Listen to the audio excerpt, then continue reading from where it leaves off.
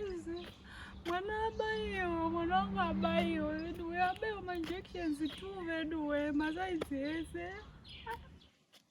Ngari kungochema guys. Usati kubva pandinadzoka naye kubaby clinic harara umbonyarara kana izvezvi ndangwandambeya murodi naye ari kungochema. Abaiwa kwese ma-injections maviri tu. One uko.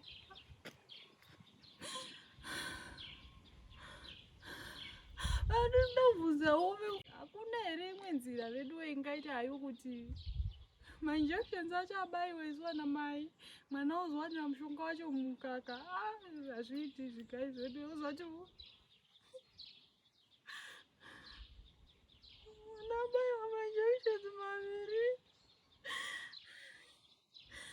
vakabaya havo iswa namai vobaya inhangu mwana omuwanira mumukaka.